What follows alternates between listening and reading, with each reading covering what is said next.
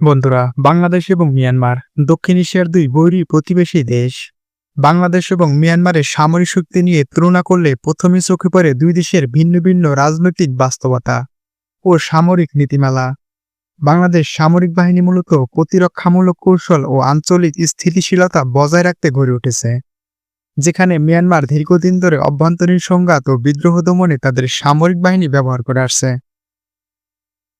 বাংলাদেশ সেনাবাহিনীর মোট সদস্য সংখ্যা আনুমানিক ২.৫ লাখ, যেখানে স্থলবাহিনীর কাছে রয়েছে প্রায় ৫০০ থেকে ৬০০টি ট্যাঙ্ক, অসংখ্য সজোয়াজান, আর্টিলারি ও রকেট লঞ্চার। সাম্প্রতিক বছরগুলোতে বাংলাদেশ সেনাবাহিনী ফোর্সেস গোল ২০৩০-এর আওতায় চীন ও তুরস্ক সহ বিভিন্ন দেশ থেকে অত্যাধুনিক সরঞ্জাম কিনে তাদের বাহিনীকে আধুনিকায়ন করেছে। অন্যদিকে মিয়ানমার সেনাবাহিনীর আনুমানিক ৩ থেকে ৪ লাখ সক্রিয় সদস্য রয়েছে এবং তাদের কাছে রয়েছে প্রায় ৮০০টিরও বেশি ট্যাঙ্ক, যা সোভিয়েত যুগের T-55, চীনের টাইপ 69 এবং কিছু নতুন T-72S মডেলের ট্যাঙ্ক। মিয়ানমার তাদের দেশে স্থানীয়ভাবে কিছু ফ্রিগেট এবং হালকা অস্ত্র উৎপাদন করে, যা তাদের আঞ্চলিক সামরিক সক্ষমতা বাড়াচ্ছে।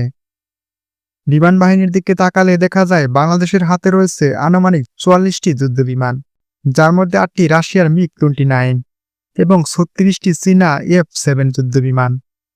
অন্যদিকে মিয়ানমারের কাছে রয়েছে প্রায় ১০০টিরও বেশি যুদ্ধবিমান, যার মধ্যে উল্লেখযোগ্য হল ২৬ থেকে ৩১টি MiG-29, ৮ থেকে ১০টি Su-13, ৩০টির মতো J-7, প্রায় ২৪টি Q-5 এবং A-5 এবং ৭ থেকে ১৩টি JF-70। ফলে বিমান বাহিনীর দিকে তাকালে মিয়ানমার সংখ্যা এবং আকাশে আধিপত্যের দিক থেকে বাংলাদেশের চেয়ে অনেক বেশি এগিয়ে রয়েছে। মিসাইল প্রযুক্তির ক্ষেত্রেও মিয়ানমার এগিয়ে রয়েছে।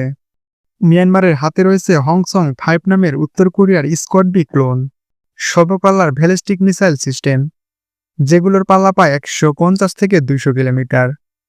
এছাড়া অ্যান্টি-শিপ মিসাইলের মধ্যে রয়েছে C-801, C-802 এবং KH-35U। মিয়ানমার উত্তর কোরিয়ার সহায়তায় ১৩০ থেকে ৭০০ কিলোমিটার দূরপাল্লার মিসাইল সিস্টেমও তৈরি করেছে। বাংলাদেশের ক্ষেত্রে এখনো কোনো প্রমাণিত ব্যালিস্টিক মিসাইল বা নিজস্ব উৎপাদন ক্ষমতা নেই, যদিও তারা বিভিন্ন দেশ থেকে এয়ার ডিফেন্স সিস্টেম এবং মিসাইল প্রযুক্তি সংগ্রহের চেষ্টা করছে। অর্থনৈতিক দিক থেকে বাংলাদেশের সামরিক বাজেট বার্ষিক প্রায় ৪ থেকে ৫ বিলিয়ন মার্কিন ডলার, যা জিডিপির প্রায় 1.3%।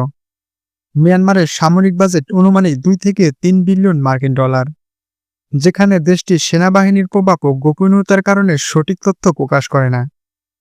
সমুদ্রপথে নিরাপত্তার দিক থেকে বাংলাদেশ নৌবাহিনীর কাছে রয়েছে ৫টি ফ্রিগেট, ২টি সাবমেরিন, করভেট পেট্রোল ভেসেল এবং দ্রুতগামী ক্রাফট, যেখানে মিয়ানমার ও রাশিয়া ও চীন থেকে অত্যাধুনিক ফ্রিগেট এবং সাবমেরিন সংগ্রহ করেছে। কৌশলগত দিক থেকে বাংলাদেশ সেনাবাহিনী শান্তিরক্ষা মিশনের সক্রিয়, আন্তর্জাতিক অঙ্গনে পেশাদারিত্বের জন্য প্রশংসিত।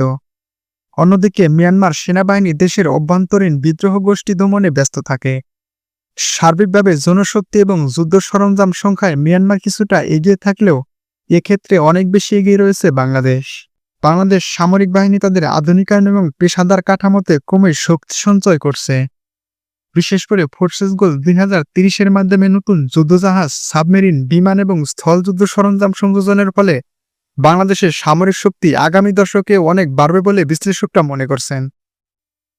তাই ভবিষ্যতে দুই দেশের মধ্যে সামরিক ভারসাম্য অনেকাংশ নির্ভর করবে রাজনৈতিক স্থিতিশীলতা, প্রযুক্তিগত বিনিয়োগ এবং আন্তর্জাতিক সম্পর্কের উপর।